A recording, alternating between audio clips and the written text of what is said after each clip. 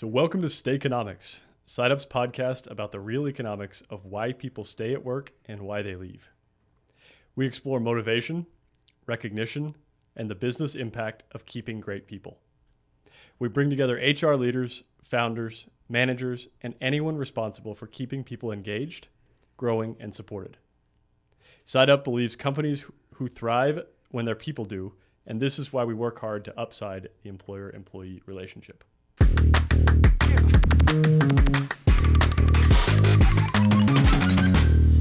I'm Emma, co-founder and CEO of SideUp. I spent over 20 years leading AI, data, and customer citizen and customer experience projects. And now I'm here with SideUp in this beautiful and amazing mission. I'm Cameron, head of sales at SideUp. I've spent my career advising operators and exec teams on growth, adoption, and operational strategy. I have an MBA from USC Marshall here in LA. And for today's episode, we'd love to introduce Matt. So Matt, welcome. It's an honor to have you with us. Thank you very much for having me. Yeah, thank you. I'm Matt Bennett. I'm the president and founder of West Peak US. We are a leadership development consultancy working with organizations at the cross-section of change and organizational structure and strategy and employee engagement. And I've spent the last 25 years in different industries in the UK and the US, working with leaders to really level up their leadership experience and their practice, and now working a lot with firms that are really pivoting their strategies and their ways of working in the US. We have a UK business, so an enterprise in the UK that does very similar. I was initially a customer of theirs in the UK. They worked with my last business to really level up our leadership capability. And then opportunity came 12 months or so ago for me to lead the US business. So I've been working with organizations of all shapes and sizes to level up their leadership since then, which I'll share more about, I'm sure, as we go through. Amazing. Really beautiful work and history for sure. Yeah. Matt, we have some numbers here. And so Gallup says that leaders are responsible for up to 70% of the variance in their team's engagement. Yet, the latest figures show that only 32% of employees feel truly engaged at work. What is nothing, right, comparing to that. Yeah. This shows us that leadership is much more than just, a little role or something. So Matt, I'd like to hear your thoughts on how organizational leadership directly impacts employee engagement levels and what you see as common leadership blind spots that drive disengagement in high growth companies. Yeah, interesting stats. I hadn't heard those before, but it makes perfect sense.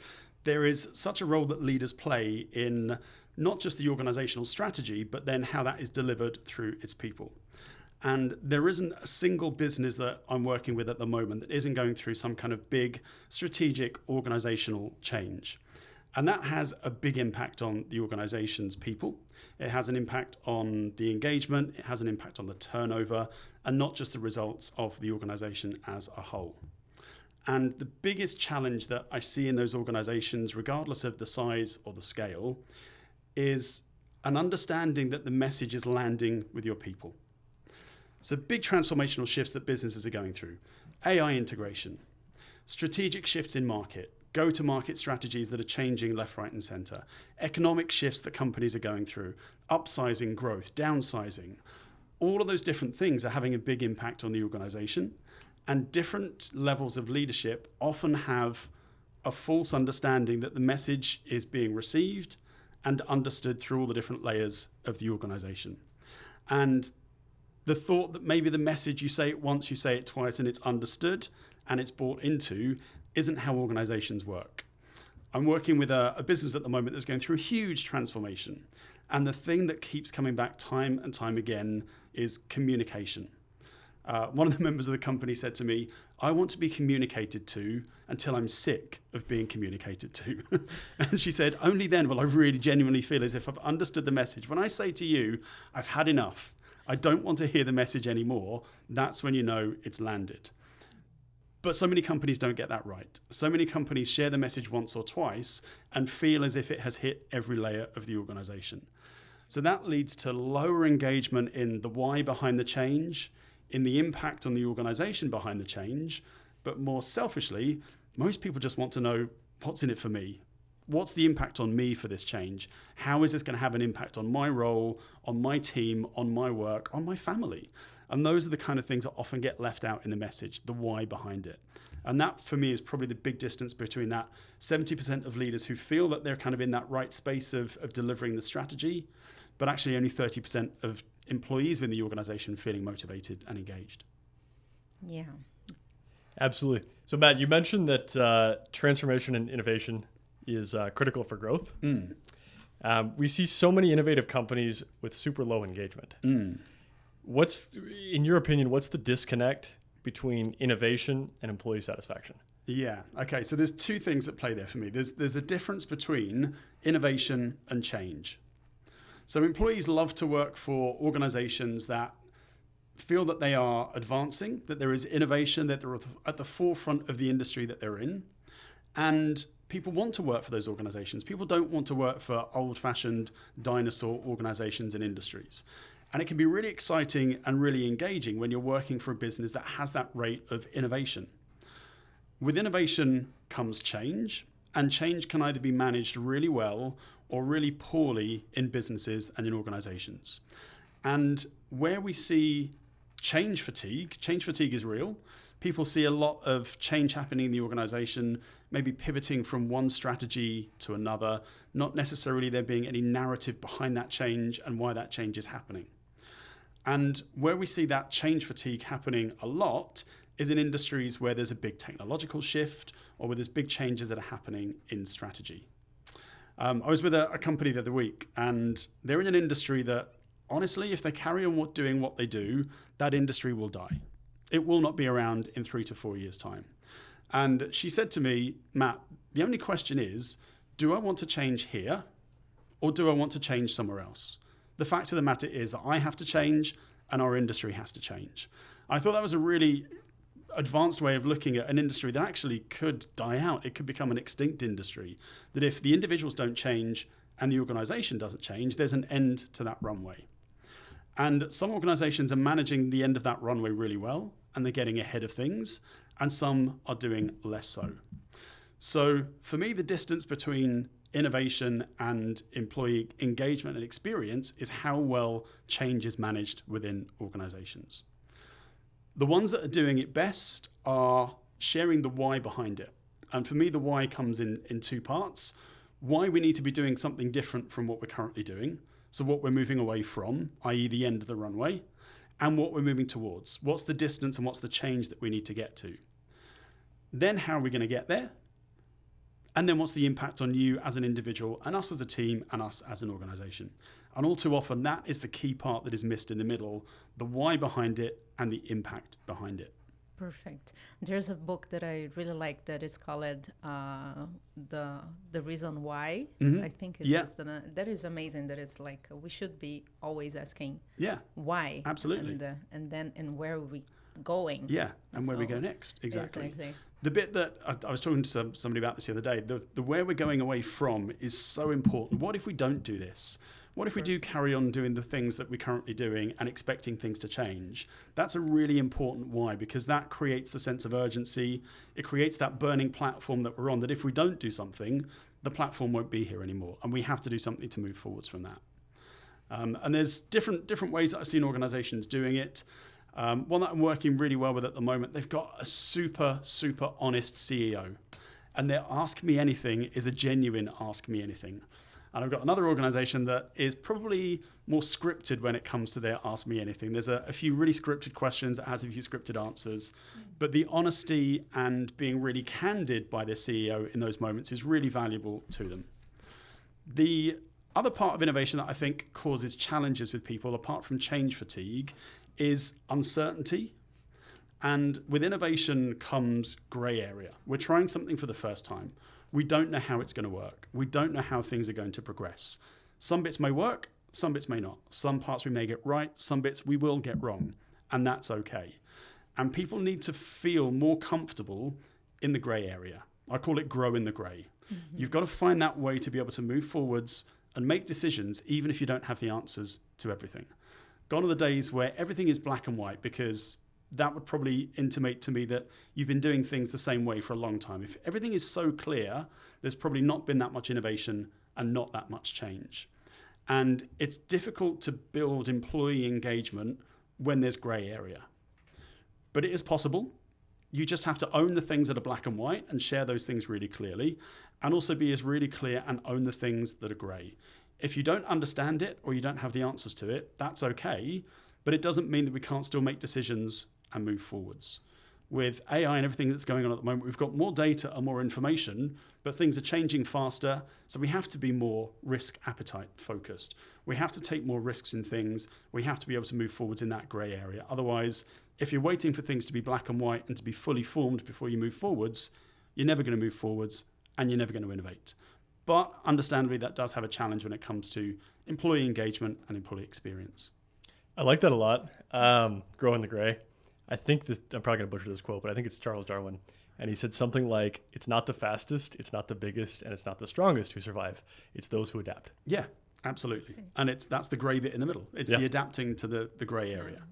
And like the middle, the small changes also makes a lot of difference. So, and I think sometimes employees just think that they have to be doing like big changes, and actually the small ones bring the big win, the big change. Yeah, absolutely.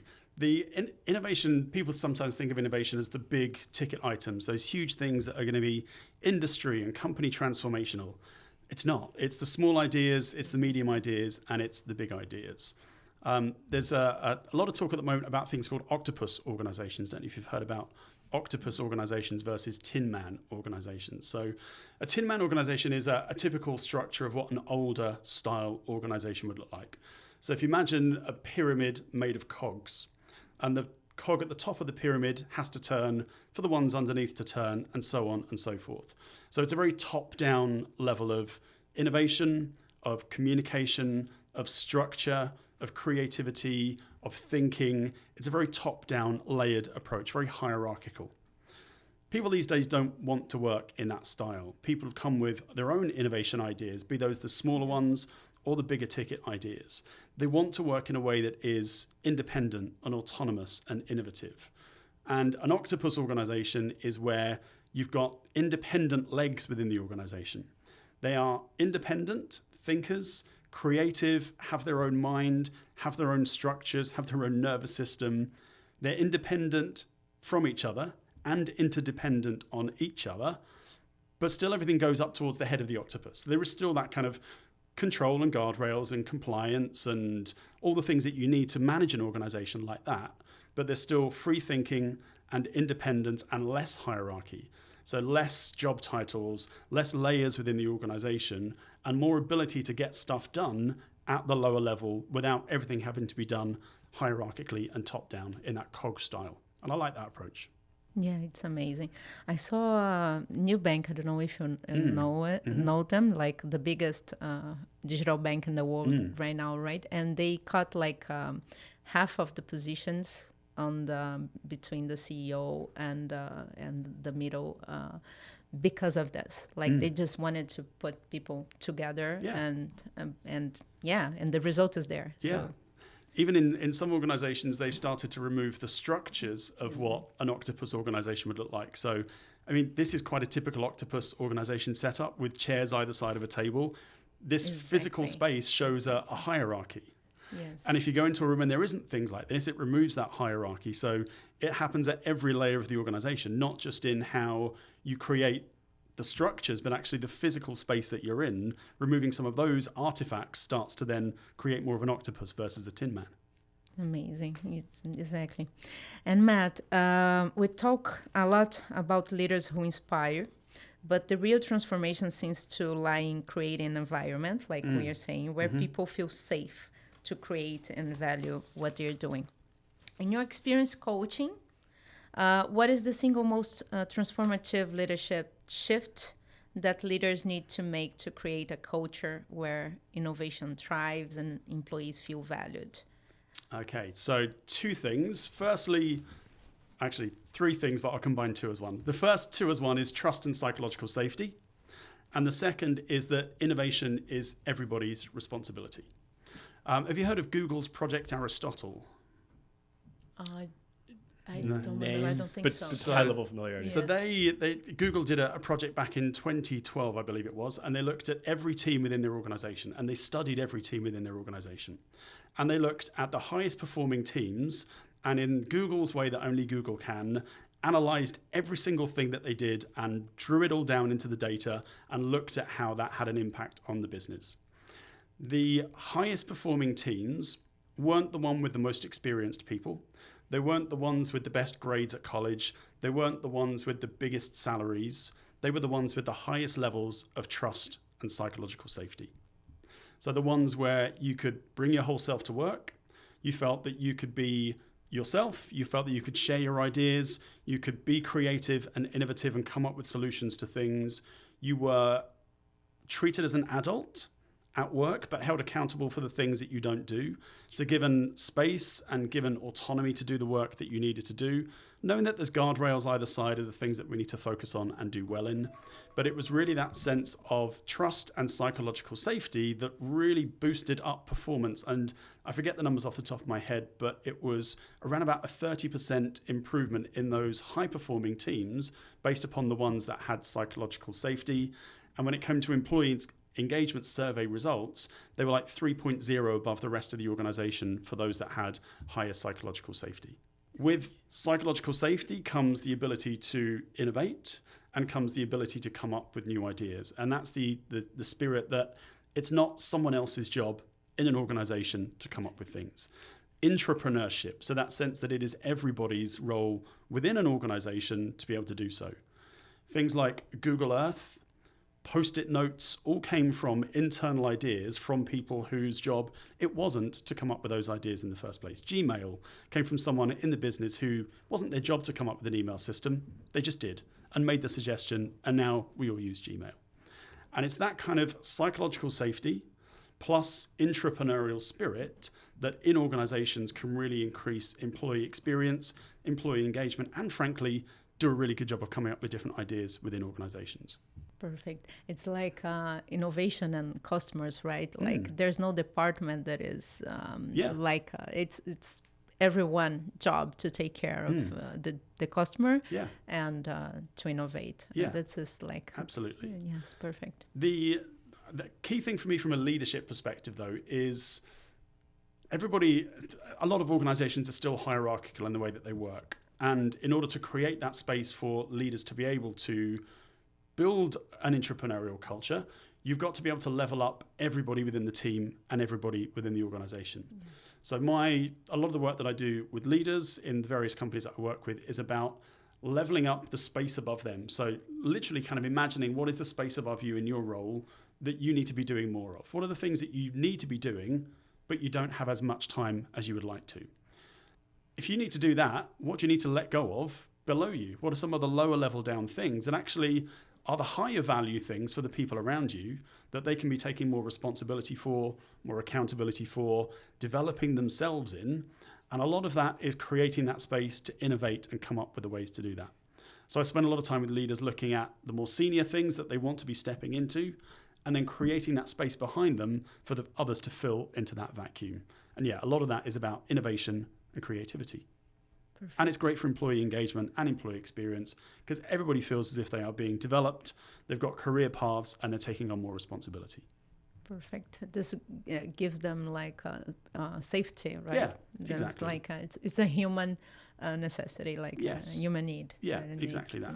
Okay, so and how, Matt, do you think that this vision can be communicated to the employees without the leader has to step into the work, like empowering, like in practical terms, what will be the way of doing it? Okay, so there's something that I use a lot called the empowerment framework. And the empowerment framework is a way of leaders starting to understand how much they empower their team. And it's really simple. You just need to listen to what your team say. So if you have people who are coming to you and asking you what to do, Cameron, what do you think I should do about X? Cameron, what do you think I should do about Y? Really kind of being guided by you and needing your guidance and your instruction in what to do, there's really little empowerment. You are the guide, you are the master of the destiny of those people around you. If they're coming to you asking you what to do, you're not empowering them. If they're coming to you asking what they should do, and you're asking them back, what do you think you should do? How have you done this before? What ways have you managed to do this in the past that have worked and what haven't? That's the kind of language that you're listening out for that demonstrates there's greater empowerment. But there are a lot of leaders that actually like that control. They like to be the ones that are telling people what to do because they say they want to empower, but actually they want to control. The next layer up after that to listen out for is where people come to you and they tell you what they've done. So if someone comes to you and says, hey, just to let you know, I've done X today, and you go, oh, congrats, well done, that's really good work. You're creating a pattern of behavior that says that if I come to you and tell you what I've done, you'll congratulate me and you'll give me some recognition, and that feels good. So at the end of the day tomorrow, I'm going to come and do the same again. Exactly, I get that Yes. dopamine rush. I'm doing a great job here, so I'll come and do the same again. Yeah. As soon as you stop doing that, and as soon as you say, you're doing a really good job, you don't need to come to me with these smaller things. When you've done X, come to me and tell me, because that's when you've done a really good job. That, again, is the next sign that you are empowering them more. But the more that you allow them to come to you and ask what to be done, or allow them to come and ask for recognition and congratulations, you're squashing down their empowerment. It's really about just giving them the sense of trust. I trust you. You've got this. I know that you know what to do. I trust you to go and do it. Amazing. Yeah. Yeah, makes total sense. Slowing down the development of subordinates and preventing the leader from scaling. Yeah, exactly. If you're focused 100%, then you can't take your time elsewhere. Yeah, exactly. It's keeping everyone's operating at a layer or two down than they should be when that's the situation. Where you're saying, I trust you, you've got this, people go, oh, this feels good. Actually, this is the first time I've been treated as an adult with psychological safety and empowerment in my career. I want to do a good job. I feel engaged. I feel empowered to do it. Now freeing you as a leader up to not have to direct everybody in your team and focusing on whatever that space above you looks like. Yeah, I like that a lot. So how would you say that organizations can measure the correlation between innovation initiatives and employee engagement? Kind of what metrics, what KPIs, what do you think a good leader should be tracking? Yeah, it's going back to the point earlier of the difference between innovation and change. That there's a difference in how you measure the two things. Measuring innovation should be around understanding where the innovation is coming from, what those innovation projects look like, what the return on investment is and what the value is, and having metrics within that to know when to kill that project and when to invest in that project. And I was working with an organization a couple of weeks ago that is really focusing on intrapreneurship, and they're a pharmaceutical business, and what they're really looking for is end patient experience and what that means to them. And anything that is an innovation project that hasn't got an end of sight to improving patient outcomes, they're killing it as quickly as possible because that is their number one thing that they're looking to do. And organizations need to be really clear on what that metric looks like for them. What is innovation for you and where is the value? Is it with employee value? Is it with shareholder value? Is it with patient experiences? And really investing in those things that have that direct line of sight to your end strategy and divesting from the ones that aren't. There's a lot of vanity projects that happen out there in organizations that feel like we're doing good work, but it takes a long time, it's got a lot of energy, and it doesn't have any end result. So having a mechanism and a measurement to kill or to invest in those innovation projects early is really important. The next part is then the change management piece. So looking at NPS scores, employee engagement scores when it comes to messaging, strategy, communication, vision, and ensuring that we've got mechanisms in there to really test and to really understand what that looks like. I like that. I've got a good friend whose favorite thing in the world is to look at something, and he works in consulting, and he'll say, it's a great idea, but does that move the needle? Absolutely. Like at the end of the day, Yeah. does that get you closer here or not? Yeah. And a lot of times the answer is no. No, exactly. And whilst it is a great idea, it's got to have that end goal value. It's got to have the ROI in it. If not, we still need to reward and recognize the idea and the innovation. Great. But it hasn't got the direct line of sight that we need it to. This is where we need the investment and the energy. Yeah, perfect. Matt, want to give like a very practical thing to our listeners that they can start applying like today. This is a good My one. script says tomorrow, but I'm saying today. Okay, today. Let's be action focused. Yes. So what's one actionable framework or mindset shift that our listeners, especially emerging leaders, can implement immediately to better align innovation strategy with employee well-being and engagement? Okay. I'll take this one back to change, actually, again. So individuals in organizations and leaders in organizations are either really energized or disenfranchised and disengaged by change. So how do we measure change effectively? How do we manage change effectively?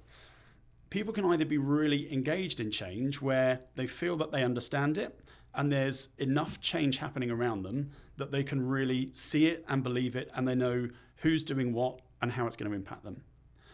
There's other organizations that I see out there that are really innovative and really exciting and nothing changes.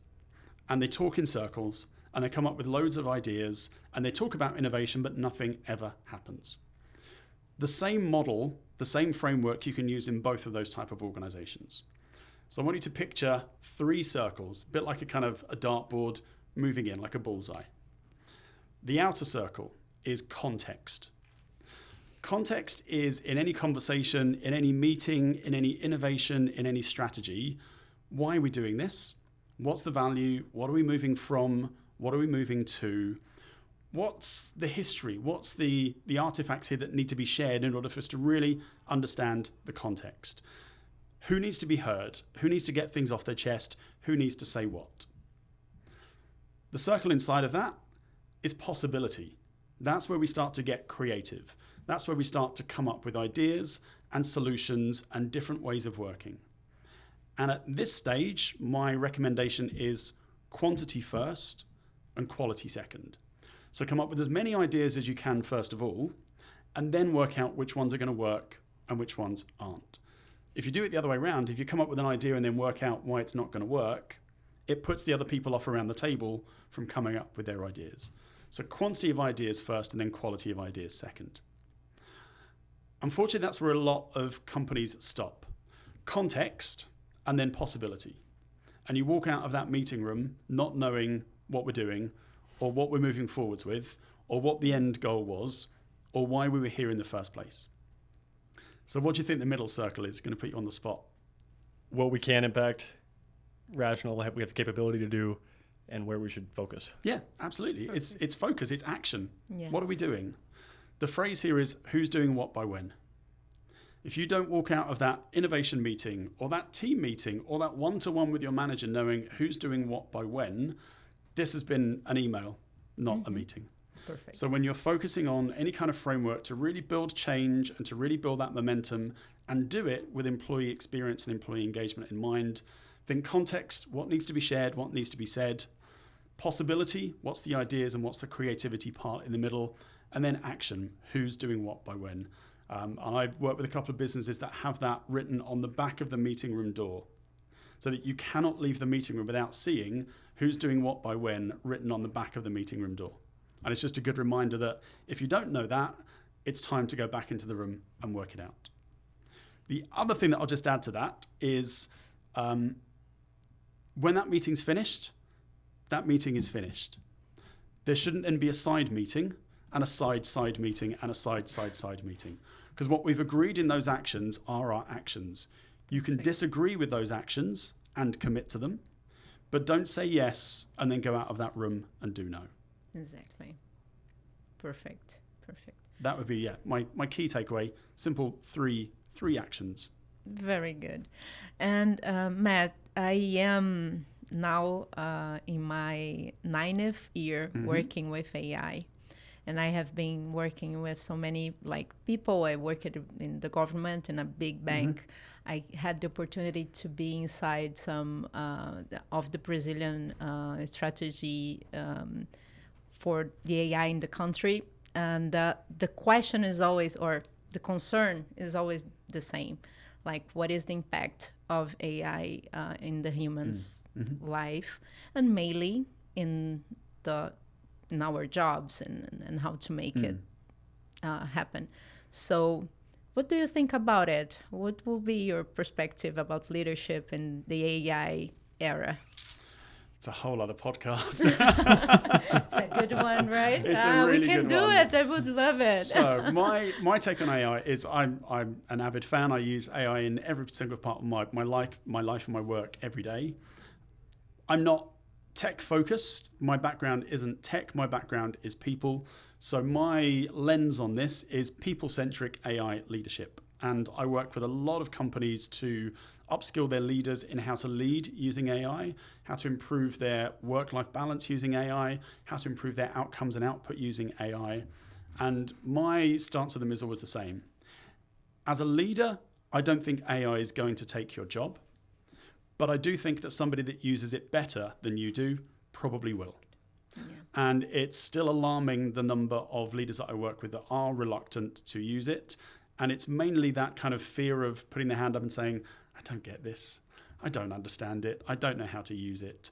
And I did a workshop with a group of 20 leaders virtually. So they were all in a room and I was delivering it virtually.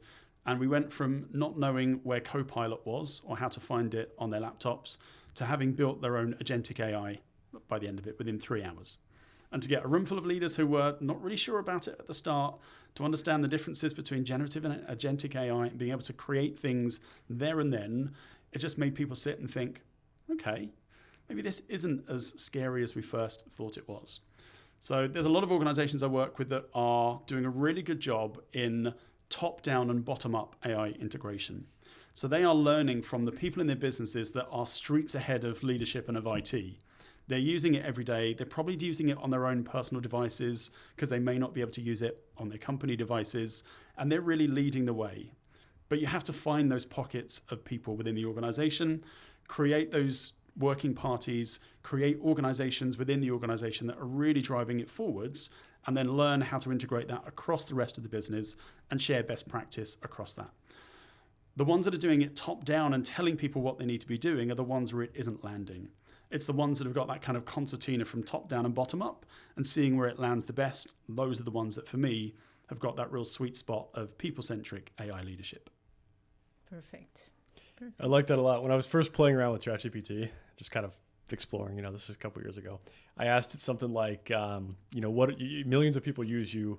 What do you see what strategies do you see that yield the best results? Who uses it the best and why do they do this? And it said something like, those people use me as an extension of their bandwidth, as an extension of their capabilities. It allows them to scale 3 times, 4 times more than they could as an individual, but they're still the head of the octopus. Yes. Yeah. And it stuck with me. Yeah, perfect. Absolutely. Yeah. Human thinking and capability has got a bandwidth, it's got a certain level. AI is that next level onwards. You will still need human creativity. You'll still need human ideation. You'll still need human relationships. And it's about extending to that level of possibility that you're not. Someone described it to me as your like superhero exoskeleton. So that thing that is just allowing you to do the things that a human cannot do, but it's giving you the opportunity to do it in a superhuman kind of way. It's really like Iron Man, right? Yeah, exactly. A bit like Iron Man. Yeah. That kind of superhuman exoskeleton, which I love. Yeah, perfect. I think we're close to the end, unfortunately. Okay. Yeah, Matt, thanks again for being with us here. Thank you. Really enjoyed this conversation. Good, likewise. As always. And thanks to everybody out there listening. Again, this is Stayconomics, SideUp's podcast on the real economics of why people stay at work and why they leave. We'll see you in our next episode. Thanks again. Yeah, that maybe can be about the AI. Just Thank an you idea. Thank you so much. Been a pleasure. Thank you.